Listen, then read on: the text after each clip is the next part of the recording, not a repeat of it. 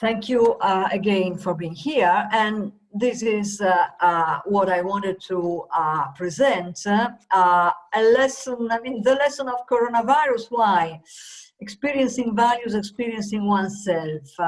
I had this idea that, in fact, since this is a phenomenological piece of research, the fact that we can share a lot of experience, in fact, the confined experience of the world, will give me a kind of, a source of evidence for a lot of things I want to say.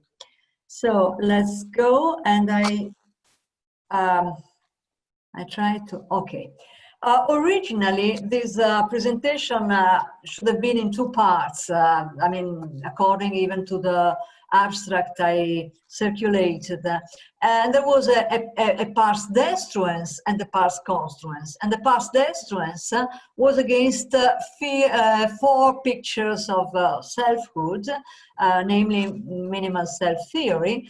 Now, maybe since Dan cannot be here, Tom, you're going to tell him what I said in his absence, because anyway, I will a little bit touch on this point, in spite of my having to give up the whole of the pars destruens.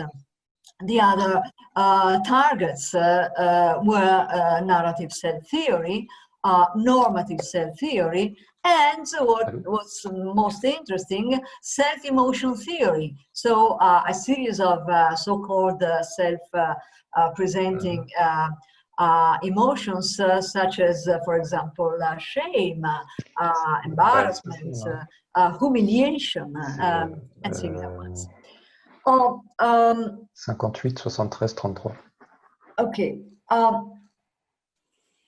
What, in fact, do all these theories share? I don't know if I... Non, parce qu'en fait, on n'en a pas besoin quand on a le lien. Si on est connecté par téléphone, on en a besoin. They share, all of them, in my view, 58, are much 33. too thin when not utterly inconsistent picture of ourselves, of our experienced selves. A thin picture which entirely preempts the question of truth or falsity, or self-narratives, what I call the Pirandellian worry. Such a wonderful novel as No One and 100,000 by Pirandello. Or as you want me to be. The Pirandellian worry is the worry that there's no truth maker to make any narrative whatsoever true or false. And this entirely banalizes self-knowledge.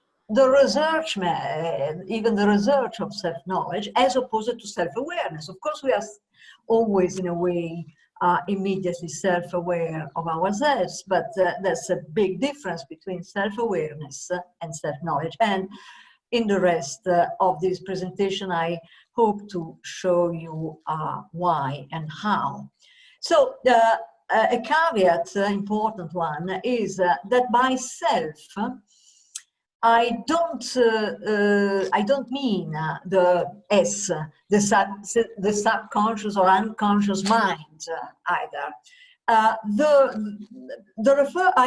referring to the whole personal individuality, the who, in a way, the personal selfhood in its globality, as we'll see, including the bodily selfhood. So let's go on. So, in fact, the only part of this presentation which is left is the pars construens. So I probably just touch upon some points concerning minimal self-theory, but the rest of this presentation is about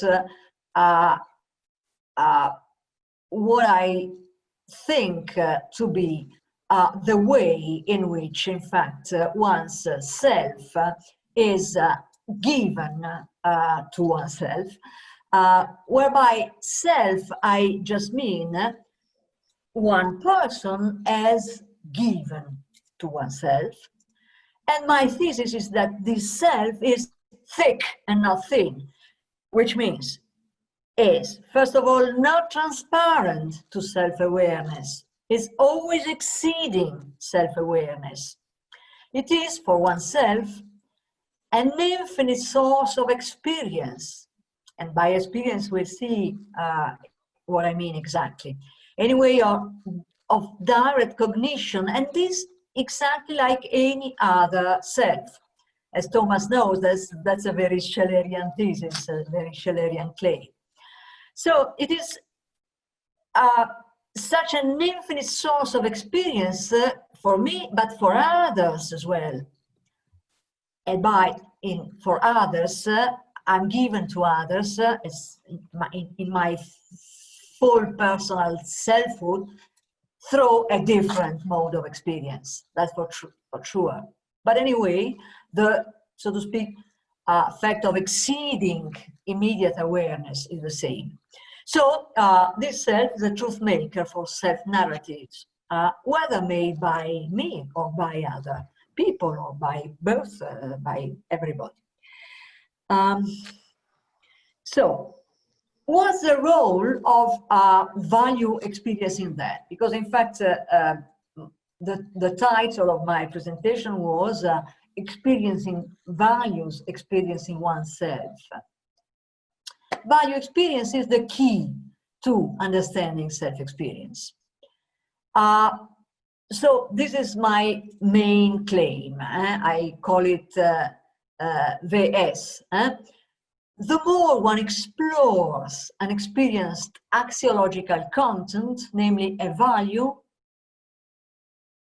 the more one learns about oneself, in the sense of who am I?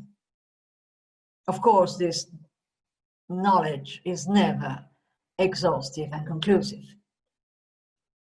But the fact is that there is a crying absence of phenomenological analysis, research on value experience. This is why I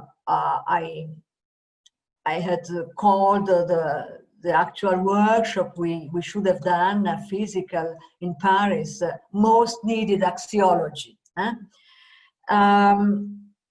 And this is something very missing, because even in the horizon of a research on, selfhood, whether, first personal or we personal, axiology is needed, and I'll try to show why. So the frame of this presentation, as I said, is this, a shared experience in the times, at the times of coronavirus, as a source of evidence for what I'm going to say. And the structure of the presentation, well, it's this: 3 parts, namely, first of all, the basic level of value experience and correspondingly the bodily self. Then I'll make the point on the specific intentionality of value experience, what I call its twofold intentionality. And third, I'll introduce you to my theory of the personal self and to the notion of value tropism. Okay, let's start. Now, one of the advantages of this crisis is that one value, at least, won't be discussed as maybe subjective, maybe relative, maybe, the objectivity of such a value is probably I hope so, not in question, since we have stopped the whole world to prevent that this value was completely disrupted. I mean, that the health of people was completely lost.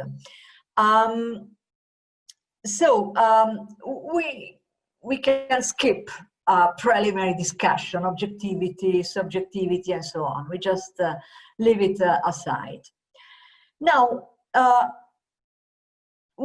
think most of us have at least heard of people who have fallen ill, or even experienced, I mean, the situation in which one is really scared of falling ill. And we often say in these circumstances, or we hear saying from people having actually been ill, I have come to appreciate the value of health. Now, in this sentence, I think this sentence can have two meanings in a way. Appreciate the value of health. There is one first current meaning, which is the one we usually currently associate to the word value. Namely, this sentence expresses a change in my evaluation, as Nathalie Enish would have it, my evaluation of this particular good in my basket. Namely, value here means, refers to the measure of utility by means of which I rank goods in my system of preferences. This is the one word meaning of value at the singular. The value of X. The value of X is the index of individual value, individual preferences, so to speak. The index of utility, in a way. Now, this is just one of the two meanings.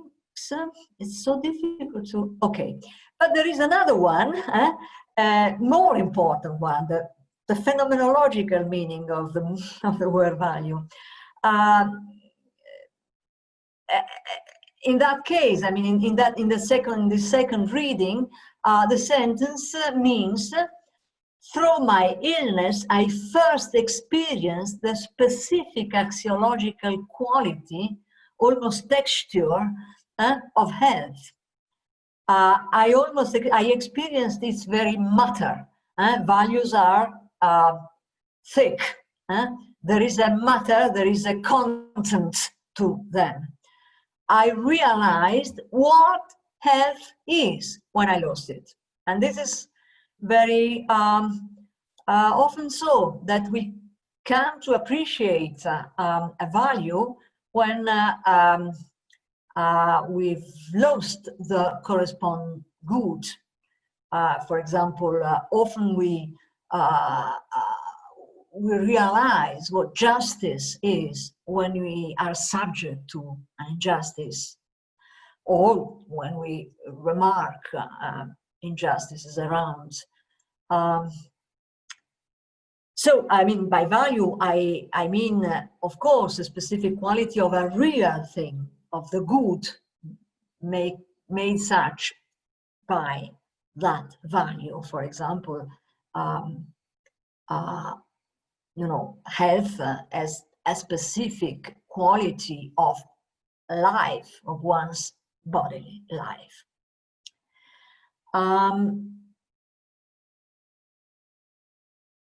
So, in this first example, what is the moral of the story?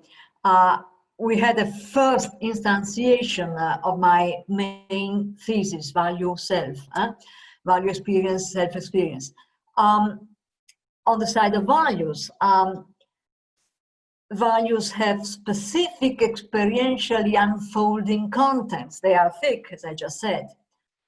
And value experience is not just recalling one's credo. Sometimes when the value experience is meant as just, you know, I identify myself with the founding values of my tradition, my credo, No, value experience exactly is encountering real life under axiological aspects. It's not a matter of memory and of recalling of culture. It's a matter of experience. So the quality of freshness of, I mean, how are value given in the novelty, in the freshness of being there in a way for the first time, in a way. But more exactly, the experience giving them is technically, for a phenomenologist, originally presentive. What does it mean? We'll see it better, but anyway, this is an expression to say that this experience is really an encounter, something, as they say, presenting us with something in flesh and bones, so to speak. We'll see that better. On the side of oneself, when experiencing such a value, as in the case, for example, of Boris Johnson, I mean, what the self is experienced as changed, affected in a way, not affected, affected. There has been a sudden breach of one's indifference. There has been a kind of awakening of sort of a dormant sensitivity. Anyway, let's go on, because, you know, I have a second example. One could say, okay, what you showed is just, you know, a little bit too adjectival. I mean, you have shown a little bit a quality of the experience itself, and not, you haven't yet shown in which sense, in fact, experiencing values is having a new experience of oneself. Okay. And this is what my second example tries to do, is the example of the peripersonal space. Everybody has pre-reflectively an awareness of one's own peripersonal space. That's part of being aware of one's bodily self. Our body self is given to us pre-reflectively, without having to focus on this, as the origin of one's peripersonal space. In fact, we avoid to step over, to step on the feet of other persons. We avoid to bump into things or persons. We are always aware of our capacity of reaching out, and so on and so on. And this we are, as most of our bodily awareness, through our sense of agency, our capacity of walking, handling things, avoiding obstacles, and so on and so on. Now, there is an experience we are now, I think, all of us very familiar with, namely being scared, and more than scared, almost horrified, at the idea of possibly infectious things, for example, hands to shake or similar things. You know, as soon as we doubt that something is infectious, we are in a way scared. We tend to retire. Being infectious is a very simple example of a value quality, of a really material value quality. This value quality, of course. Now, awareness, experience of this value quality, in a way, induces a modified awareness of our peripersonal space. Awareness of our peripersonal space gets extremely intensified in a way. First of all, it gets widened. I mean, the peripersonal space gets widened in the sense, not only, you know, because we respect social distance, we actually feel, we feel aggressed or invaded if somebody approaches less than 1 meter far from us. And all that is pre-reflective, instinctive, so to speak. We keep touching our face with our hands, and this is the reason why we have to keep washing hands. But conceptually, the danger is exactly the same. Our hands might be as infectious as other people's hands. So this to show that it's really pre-reflective. I mean, knowing that our hands are possibly infectious doesn't really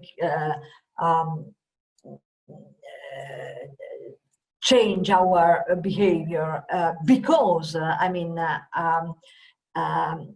in that case, it's our hands, it's part of our you know, self and peripersonal space. And this is true also at the intersubjective level, in the sense that, you know, experiencing oneself as potentially dangerous makes that we are extremely attentive to other people, peripersonal space. Of course, more than in other cases, in the case of our dear ones, we are very attentive, always at the pre-reflective level. So we come to this word I use it massively, experience. What I really mean by it. I think it's very important to disambiguate this word. The German language has a way to do it. Namely, we have to distinguish erlebnis, namely what we usually call the what is likeness, the qualia, the phenomenal character, the qualitative character of any mode of consciousness, thinking, daydreaming, remembering, having a desire, having a fantasy. All of them are, they say, erlebnis. All of these states have a phenomenal quality, what it is like to have it, in a way.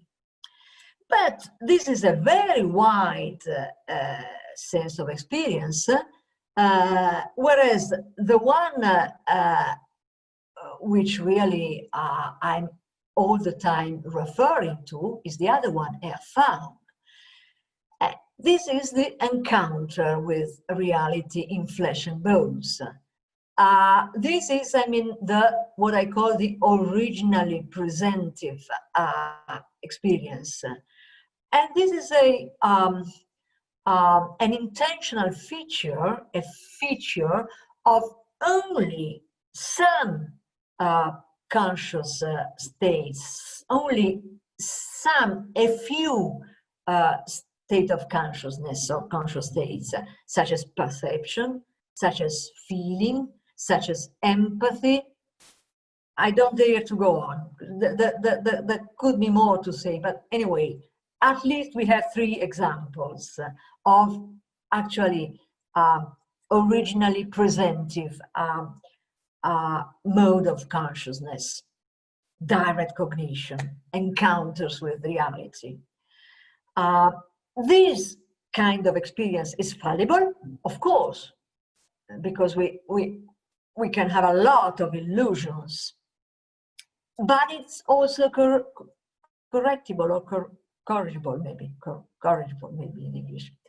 Anyway, it is the kind of experience where we can say that we learn from it. That is, we don't learn from erlebnis. We learn from experience in that sense. And why? Well, because experience in that sense, encounter, is always giving us an object as exceeding its present appearance, which means as a thing to be further explored. And it's by further exploring it that we learn more of it, and we learn from past experiences, from mistakes, errors, illusions, and so on. So what is in this sense of the term value experience? First of all, it's Erfahrung and not only Erlebnis, and it's, as I said, encounter with reality under its axiological aspects. So, in fact, we encounter values only in their instances, good or ills. It's, as I said, an originally presentive experience. I mean, value experience is such. So, as I said, these goods and ills are presented as exceeding their present appearance or the presence awareness we have of them. You know, you really know what illness is when you go through it. You really don't know it at the beginning, and so on. So my claim is, I mean, on this background, my value realism, for which I'm always fighting against subjectivist, relativist, nihilist, anyway, constructivist, with my value realism. Well, in this background, it's maybe clear what I mean by value realism. One can be value realist as one can be color realist or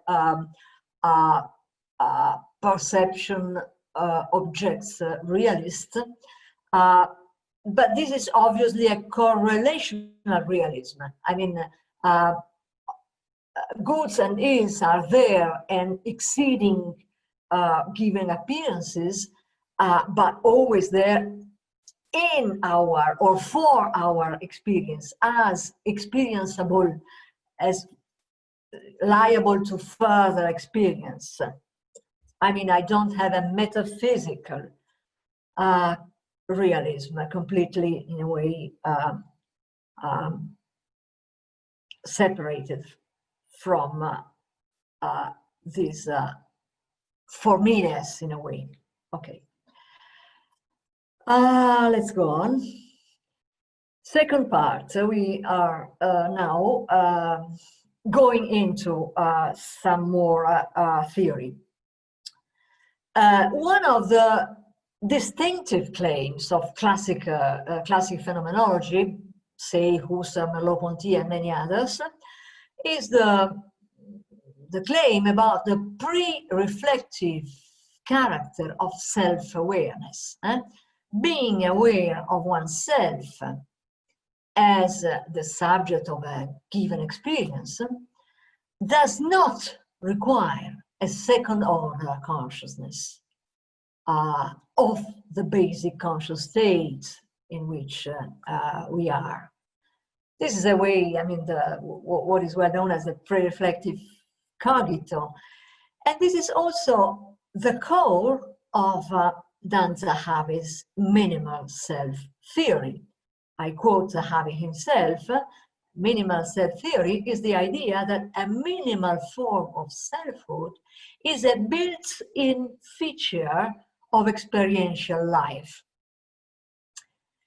A built-in feature of experiential life, namely, whatever experience you have or whatever state of consciousness you are in, you don't need a second order passage to to a state which is the conscious state of the basic conscious state. This is reflective consciousness, self-consciousness. But I mean, the claim is that there is a pre-reflective self-consciousness where the self is somehow built into the first level state, okay? And this Zahavi maintains and argues against both tendencies, both mainstream naturalist theories of consciousness, also requiring a kind of second-order step to become self-conscious, and sheer narrative self-theories, often combined. If you think of the position Daniel Dennett defended in 1992, completely endorsing self-narrative theory. On one hand, there is in fact no self at all. He's an eliminativist.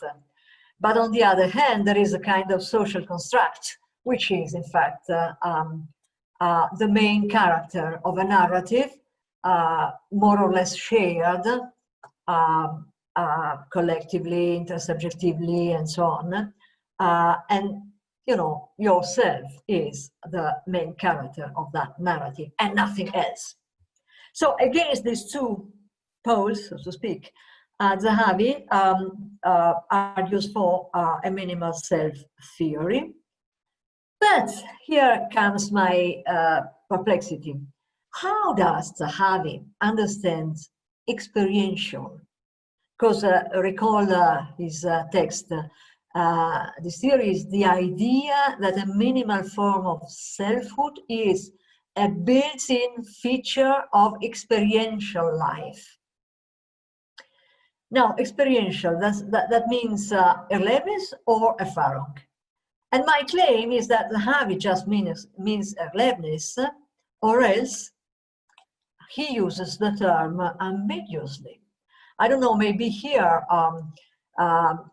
Thomas will help us to see whether I'm right or not in this kind of criticism. But here are my reasons. On one hand, on the one hand, Zahavi has an unrestrictedly general claim, which he claims to be valid for conscious states whatsoever, namely indifferent to the mode of consciousness which is at stake. As if minimal self-theory, MST, minimal self-theory, claimed that self-disclosure is cross-modally valid. It's always there. Whatever the state of consciousness is, there is a built-in feature which is the pre-reflective self. Now, this self is really minimal, no doubt about it. In fact, being a cross-modally valid, cross-modally, which means always there, whether it is perception, memory, imagination, desire, volition, decision, and so on, thought, judgment, always there. That's really minimal. In fact, it completely coincides with the so-called I pole of an intentional state, which means it belongs to the formal structure of intentionality as such. Intentionality has always two poles.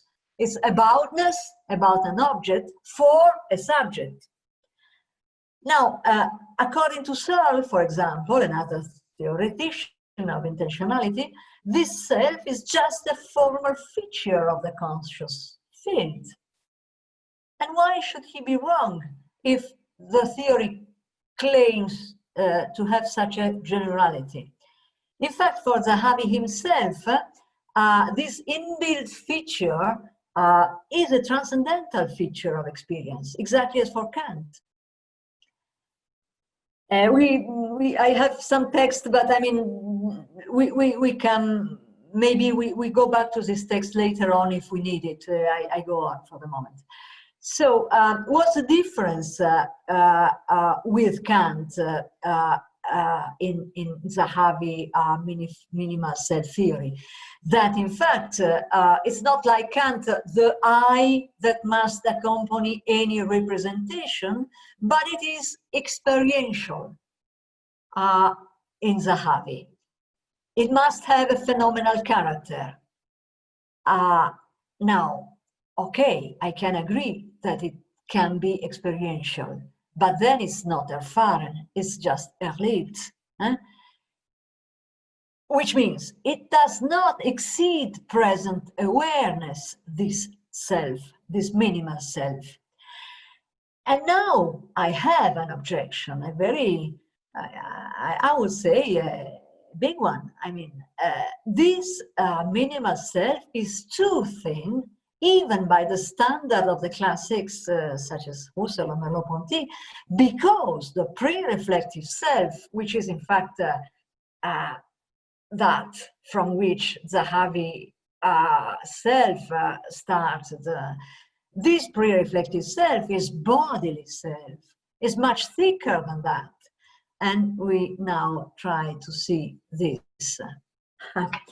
For example, on early morning, I can get shocked by my own face when looking at myself in a mirror. I mean, this is a, you know, as a normal state I am in the morning. I just go to the bathroom. I see myself in the mirror, and I'm shocked. Maybe,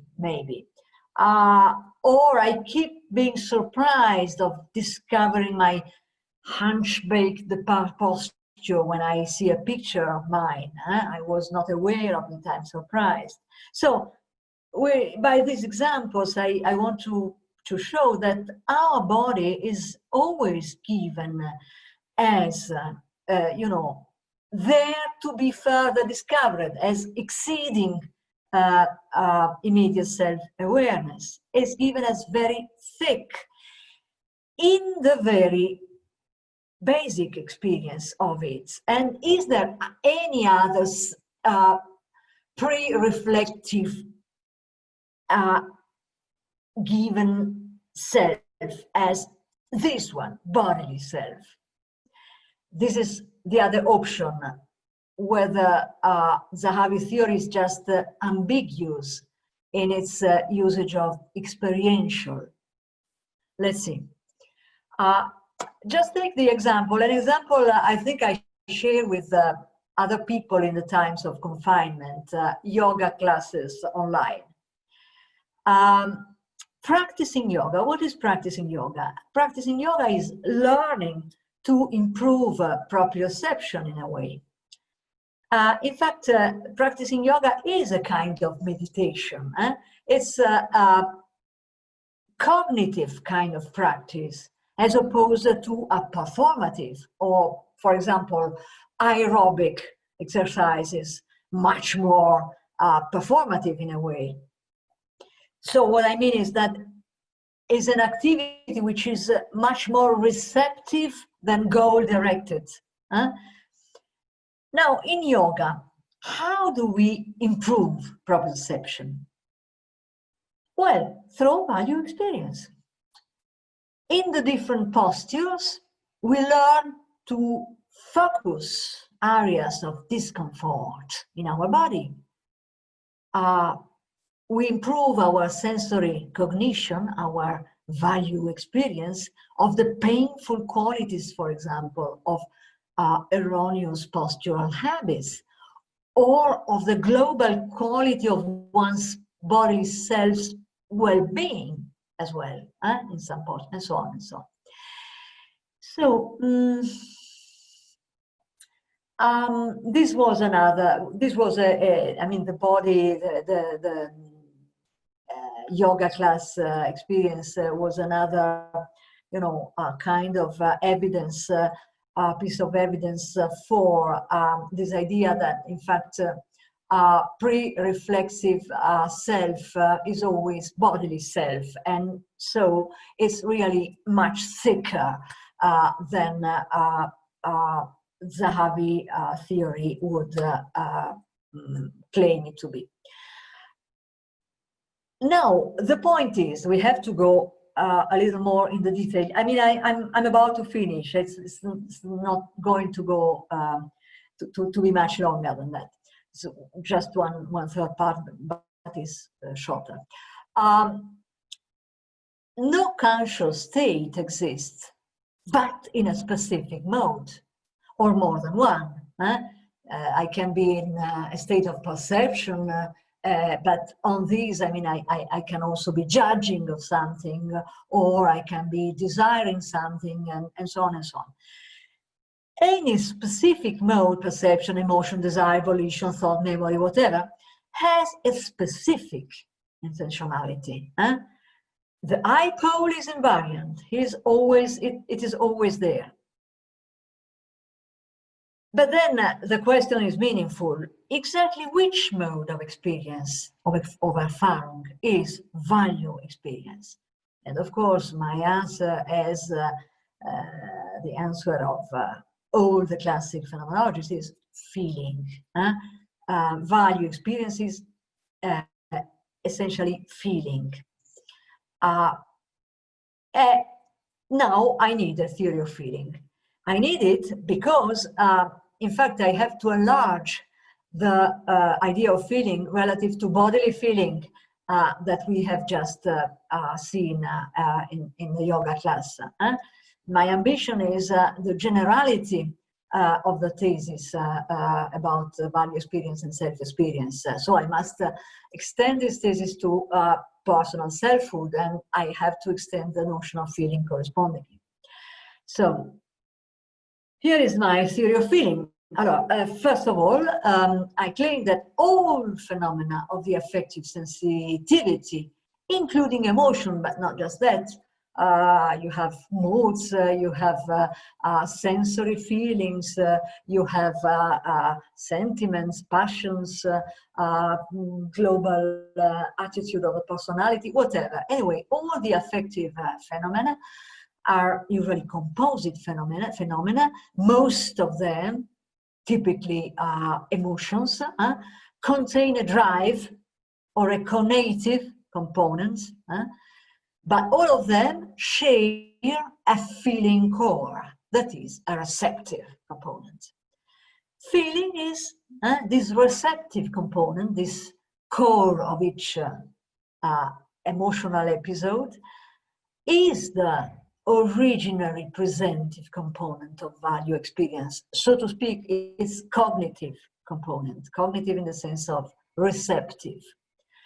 Like sensory perception, feeling has an originally presentive intentionality, namely is encounter, is Erfahrung, as we said. In the case of perception, it's obvious. But in the case of feeling, I claim, we also have encounters, Erfahrungen. For example, I feel now how unjust has been to leave old people die alone in the rest homes for the elderly and so on.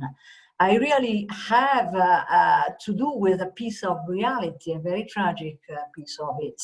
And I do feel it under the axiologic aspect. Now, what is then the specific intentionality of feeling? So we've seen what feeling shares with perception, for example. But now, specifically, unlike perception, feeling has a twofold intentionality. And notice, twofold doesn't mean bipolar. Of course, any intentional state is bipolar, having two poles, subject and object. But twofold means a different thing. Twofold means that feeling unfolds two different, but essentially linked, intentional objects given in flesh and bones, so to speak. Values or instances of value and moments of one whole selves. What I call now one's personal physiognomy. So each of these two realities has and is given with its own style of transcendence, or I would say furtherness. How shall I proceed to know more? That's prescribed by the kind of object it is. Each one has its own type of transcendence. Both types are experienced under the aspect of value, but how? So, what is one's global axiological physiognomy as given in self-experience? What is this self? Even personal self, anyway, global self, which is given as always exceeding, etc., in self-experience. Now, we said under the axiological aspect, but a person is not a good, so I'm not given to myself like as a good. And this is valid also in case of other selves. You're never given as a good to me, you're given as a person. And in fact, a person is not even a source of values in nature style. And in fact, one personal self is not given as such a source, as a creator of values. I'm not given to myself under the axiological aspect as a creator of value. That's not the way in which I'm given to myself. A person, in fact, is essentially a value-oriented being. This is the concept I'm introducing of value tropism.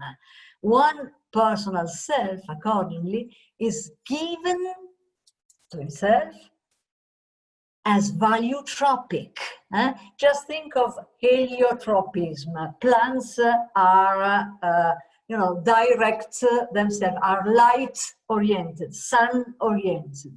So we too, we are good-oriented, we are values-oriented, but since values are many, each of us has a particular, quite identifying in a way, value tropism of its own.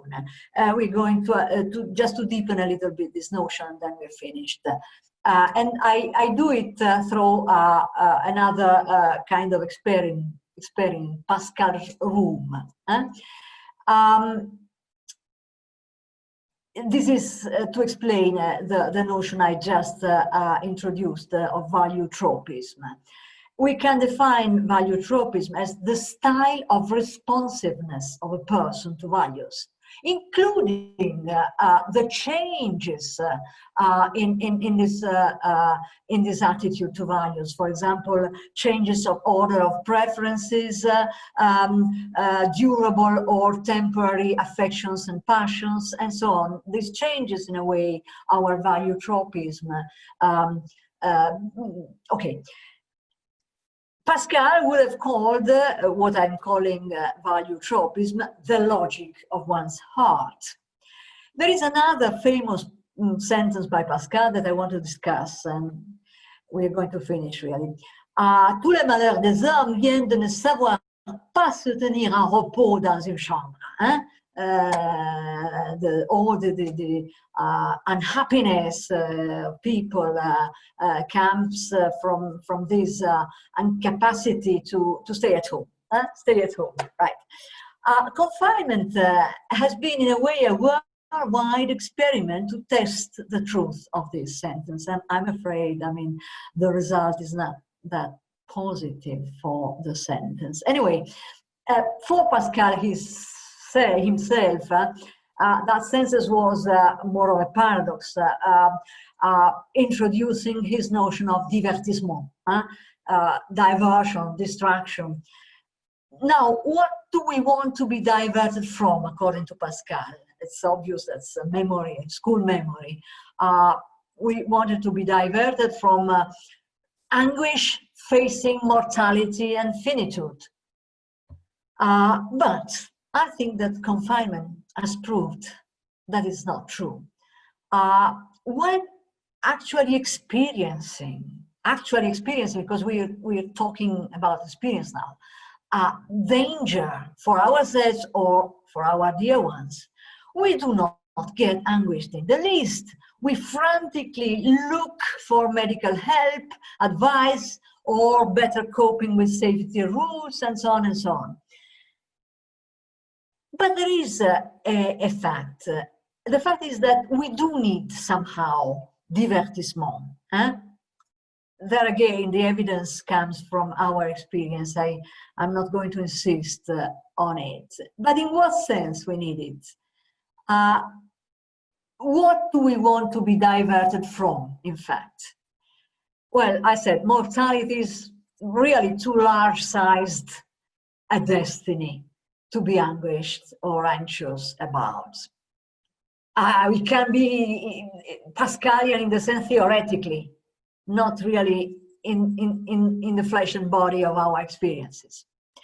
But there is a much smaller size and much more personal individual nothingness, so to speak. And this is personal failure. What is personal failure? I mean, we do experience, we do have sometimes this feeling of one's failing self. The name of this pretty common experience is demoralization. Demoralization, in fact, concerns oneself as an agent. Why? If you think of the two meanings of the word, two main meanings of the word, being demoralized, being on one hand being discouraged, disheartened, disempowered, deprived of energy, life, even of feeling in a way. We feel indifferent, we feel arid. On the other hand, you know, the axiological nuance of demoralization, morality. We feel somehow abased, we feel demeaned, we feel mortified, we feel unable, I said, to get fed by living up to one's value tropism. I mean, value tropism is, you know, our logic of the earth. But in fact, in real life, when we can act, when you can interact, when you can work and so on, have relationships and so on, this value tropism becomes something like an axiological feeding. We are fed, we realize those values we are oriented to, and this allows us to feed ourselves in some way. Which ways? And the last step to make it clear, a short analysis of post-Pascalian divertissement. In one sense, confinement has also been a sort of worldwide epoche. It has put into brackets for a while our routines of action and interaction. Exactly like a vacation. And a vacation too is double-faced. It represents an opportunity of recreation, but also time to wonder what I'm doing of myself. Time for demoralization. In modern French, there are at least two meanings of divertissement. Je sais pas, je m'adresse aux parlants natifs, mais I feel two meanings at least. One is entertainment as distraction, and the other is entertainment as recreation. So not just the negative Pascalian sense, but also a wider meaning. So in the Pascalian sense, divertissement is just a pastime, a mere avoidance of boredom, and it has a very specific direction, away from oneself, diversion. In the other sense, it's not just a pastime, entertainment as recreation, just feel the meaning of the word recreation, is having a really good time, a time of enrichment. The direction is in a way approaching oneself, is concentration, is in a way feeling at home with oneself or in oneself or by oneself, I don't know. Even if one is not at all focusing on oneself, one is, as it were, fed, one feels revived, renewed, recreated. One feels, in a way, a recreated self, whereas on the other hand, you would have a feeling of wasting time, wasting time, wasted time, kind of horror vacui, or a kind of, you would experience a failing self. And this is what I meant. I mean, I suppose it's a pretty common kind of experience. By the way, I had a lot of recreation in the good sense. I very much admire the capacity of the whole cultural institution or institutional system in Paris, in France, to activate themselves and to really nourish, feed all of us with a lot of. For example, I followed the whole series of performance recordings offered by the Comédie Française. Where in fact, to verify one of my claims, I happily found the very foundation, so to speak, of my personal physiognomy. I happened to see again some performances which really had done, you know, the hardcore of my aesthetical sensitivity a life ago.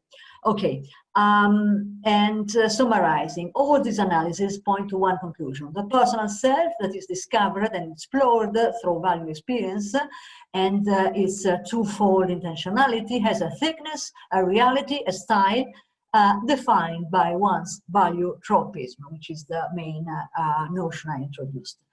And what I have outlined is a phenomenology of the self, which should have served as a basis for a criticism of four current theories of selfhood: minimal self-theory, narrative self-theory, normative self-theory, and self-emotional theory. But in fact, I only managed to criticize minimal self-theory, and to that I opposed, one, the thickness of the pre-reflectively experienced bodily self, two, the non-transparency of even the simplest proprioception, the fact that there is always more than to self-erfahrung than self-erlebnis, and even the bodily self is much more than the I-pole or cross-modal intentionality, not to speak of the personal self. And I thank you. Okay.